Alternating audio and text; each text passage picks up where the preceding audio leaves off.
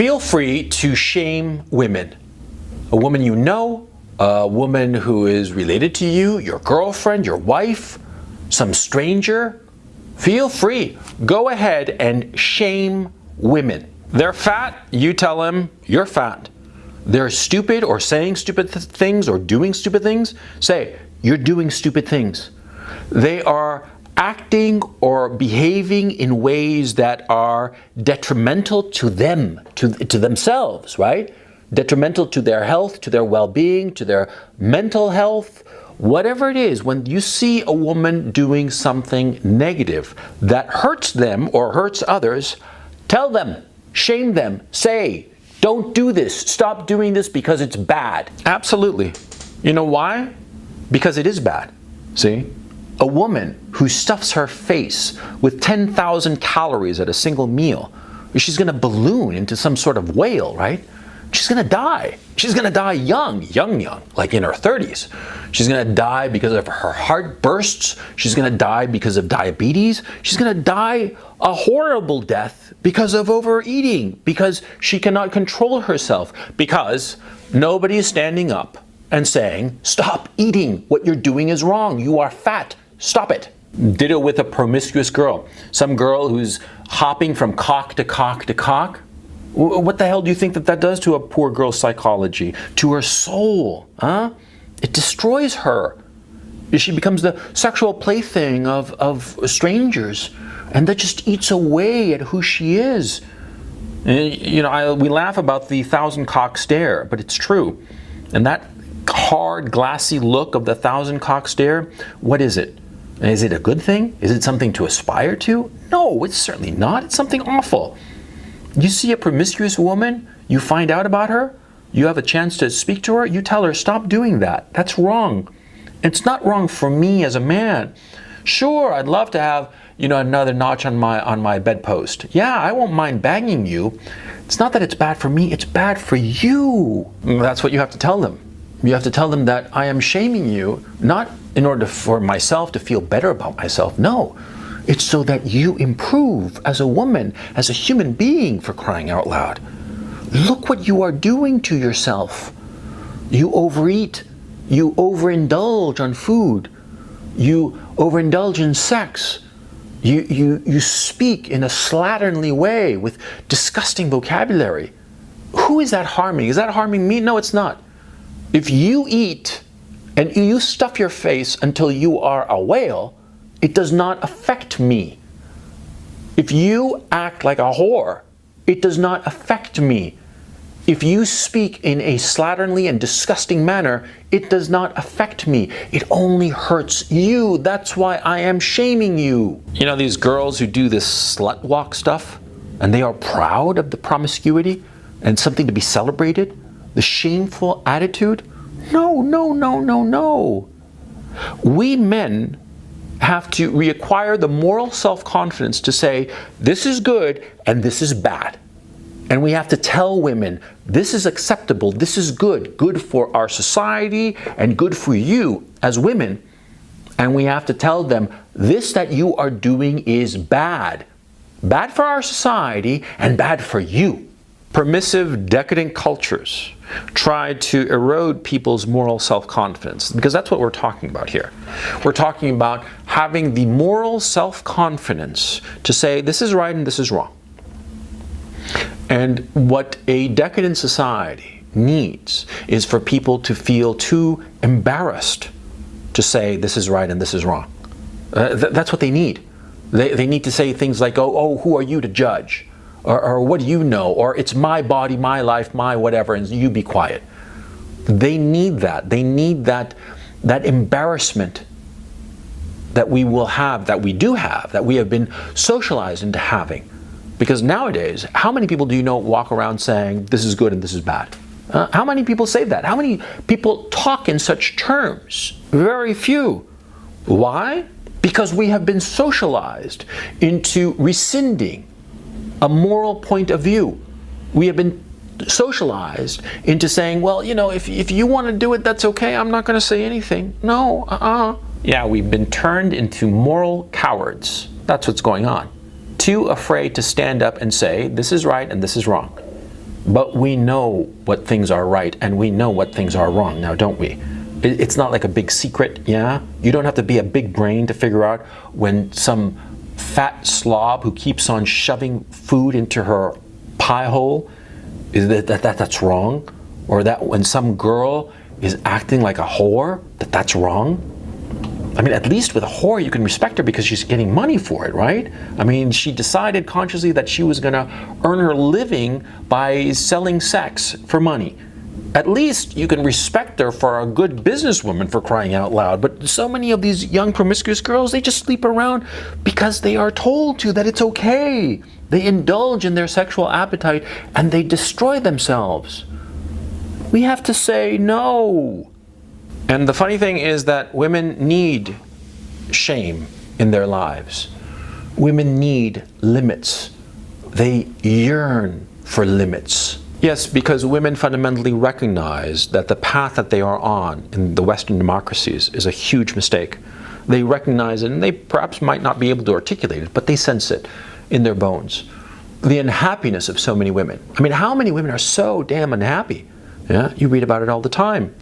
All these women who lived hedonistic lives and gave into every impulse, and nobody was around to say that this was wrong.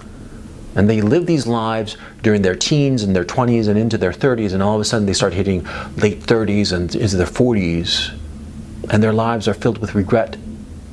They have some job or some career, but they feel miserable. They have nothing, yeah?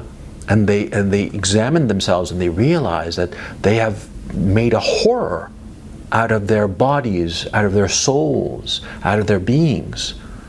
They overindulged and nobody said anything, and they are living in the aftermath of decadence in their lives.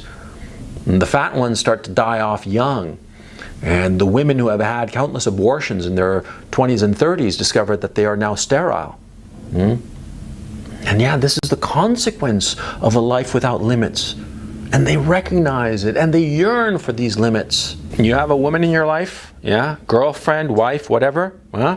And she's acting in ways that are wrong, not just necessarily wrong for you, but wrong for her. Yeah? Tell her, say, honey, what you're doing, that's fucking wrong. And it's going to be bad for you, so stop doing it. And what is she going to do? She's going to say, oh, who are you to say anything? And you say, I am your man, and I am telling you that what you're doing is wrong, so stop it. And if she says, no, I'm going to keep on doing what I want, blah, blah, blah, blah, I say, okay, fine, I'll leave you. And leave her. Yeah. Oh, it's simple as that, okay? And you say to me, well, you know, she's the only pussy I got. Well, buddy, I'm telling you here, man, I know for a fact that there is better pussy just around the corner. There is always better pussy around the corner. Huh? I'm going to trademark that fucking sentence. There is always better pussy just around the corner.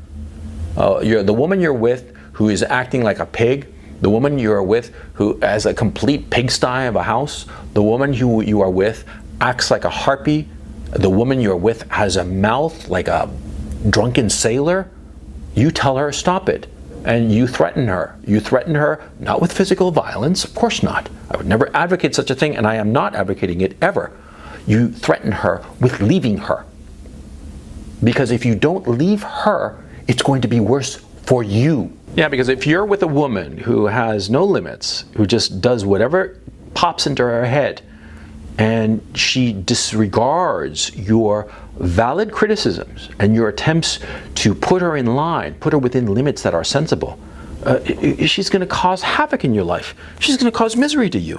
Why would you be with such a woman?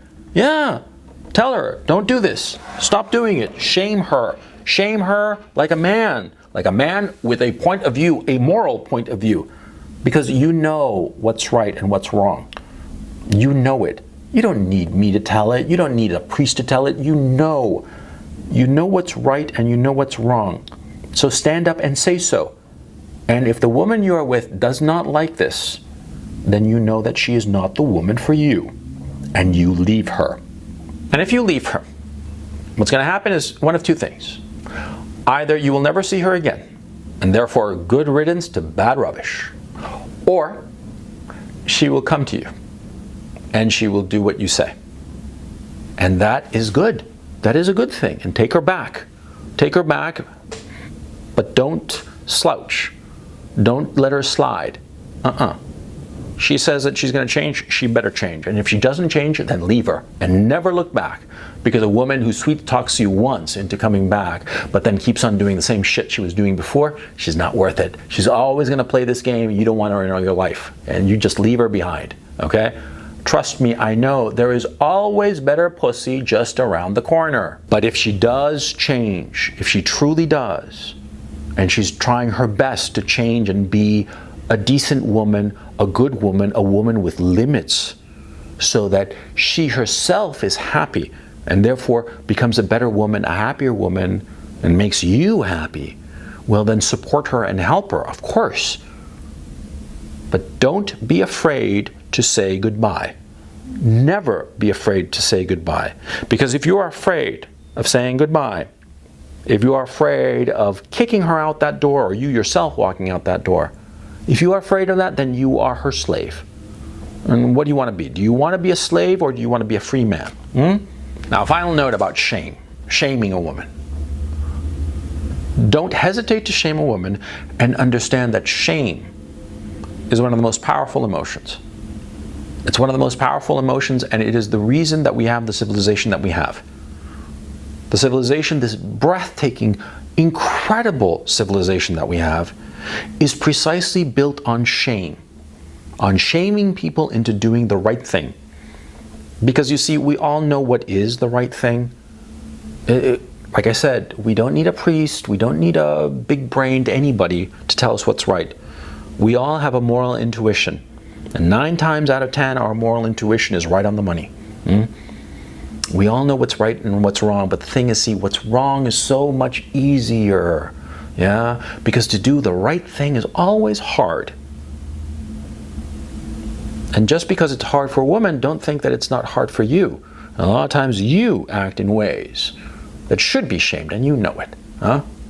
If you're going to shame others, be open to being shamed yourself. But that's for another video. The point here, the woman you are with, the women in your life, the friends that you have, the people that you know, all these women, they need to be shamed so that they start acting in ways that are true and good and decent.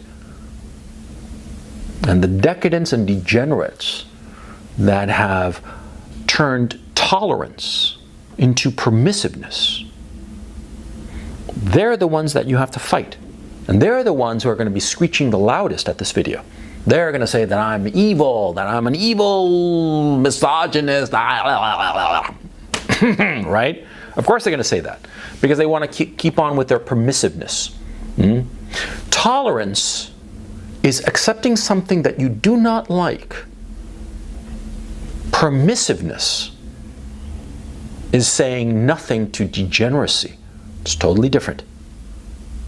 Tolerance, we have become so tolerant that we have turned into permissiveness, and we are allowing decadence, and we see it all the time. We see how children, small children, are being turned into catamites and turned into these disgusting beings, and being shown imageries and situations that are completely beyond the pale. They're children, for crying out loud. And they are being, destroyed by this decadence and permissiveness. We have to turn the tide. And how do we turn the tide? By shame. Shame is what created the civilization, and shaming the right people, the people who break the moral code. That's what will get us back.